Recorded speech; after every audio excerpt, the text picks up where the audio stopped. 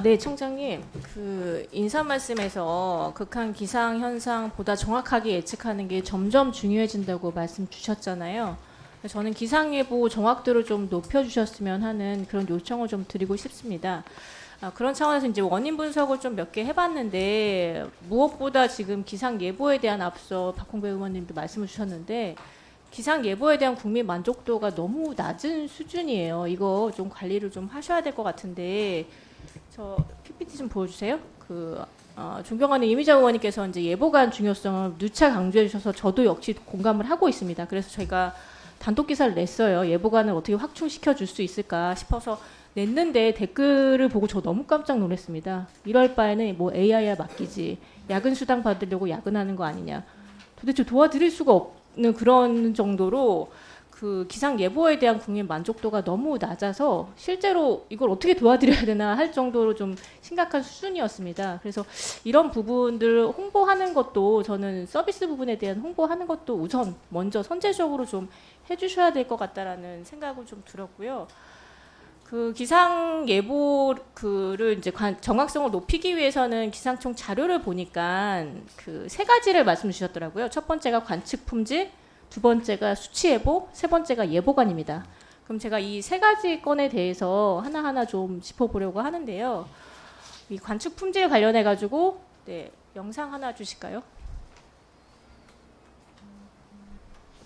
촘촘하고 세밀한 관측 정보가 시급한데 기상 관측 기초 자료로 활용되는 기상청 자동 기상 관측 장비인 AWS의 지역별 편차가 큰 것으로 나타났습니다. 수도권에 집중되어 있고 서울과 대전, 면적은 엇비슷한데 격차는 7배에 달합니다. 관측 장비 간 거리인 조밀도도 그 효과가 높은 12km 이내를 대부분 지키지 못하고 있습니다. 관측 공백을 메우기 위한 추가 설치가 필요하지만 지난 5년간 16대 늘리는 데 그쳤습니다.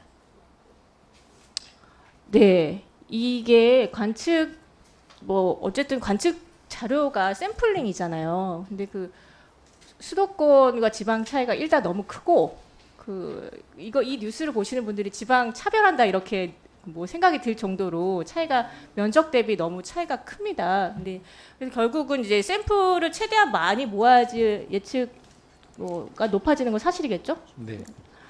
근데 이제 이 부분 4년 전에도 국감에서 지적이 됐어요. 근데 그 4년 동안 이게 왜 아직 개선이 안 된 걸까요? 조밀도를 좁히기 위한 노력. 네.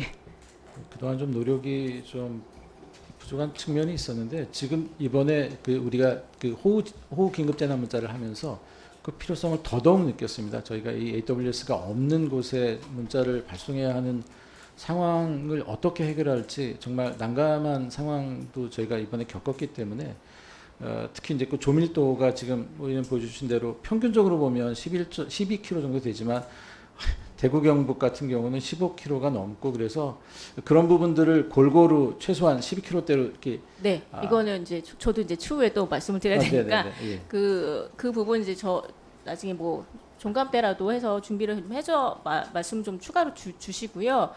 그 앞서 이제 여러 의원님께서도 말씀 주셨던 한국형 수치 예보 모델 킴 여기 지금 예산이 계속 많이 들어가고 있잖아요. 네. 그동안 뭐 기존에 들어갔던 슈퍼컴퓨터뿐만 아니라 여기 들어가는 전기료도 만만치 않더라고요. 저 전기료 보고 깜짝 놀랐습니다. 그리고 이제 이 수치를 높이기 위해서 영국의 수치 모델도 이제 뭐 대여해서 사용하고 있고 그래서 이제 2020년부터 차세대 수치 예보 모델 개발 사업단도 설립하셨잖아요. 근데 여기 보니까 여전히 단장님은 공석이시더라고요.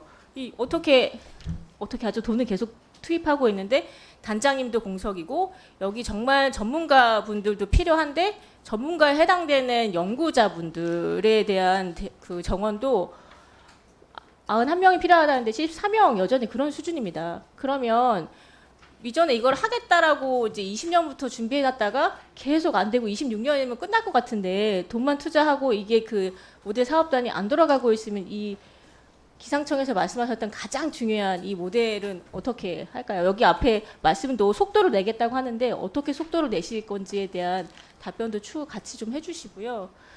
그 마지막으로 제가 시간이 얼마 없으니까 그 예보관 부분도 네, 앞서 이제 이미자 의원 말씀 주셨던 것처럼 대책을 저희도 마련하셔가지고 저희 같이 좀 보고 좀 해주시기 부탁드리겠습니다.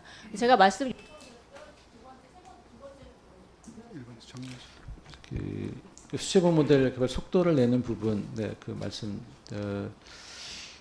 지금 현재 그 말씀 주신 대로 91명이 74명이 그 연구 인력들이 사실 채용되지 않는 가장 큰 이유는 이게 그 한시 기간을 앞두고 있다 보니까 추가적으로 이렇게 유입되는 인력이 없어서 하는 어려움도 있습니다. 그래서 저희들이 이제 좀 문제는 그 이 수제보 모델의 해상도를 높여가는 그 작업들이 26년까지 마무리가 돼야 하는데, 그러니까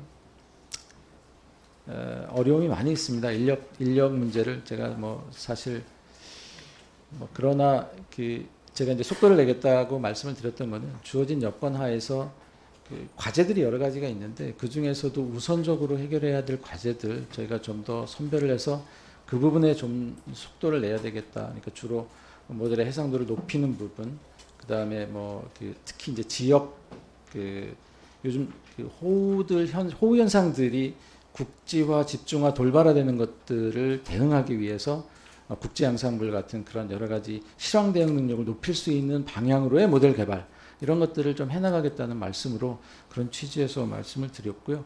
예보관과 관련해서는 아까 이미자 의원님께서도 지적해 주셨고 김소 의원님 똑같이 말씀 주셨는데 또 관계당국하고 더 적극적으로 협의를 해서 그 좀 확대해 나가도록 노력을 하겠습니다.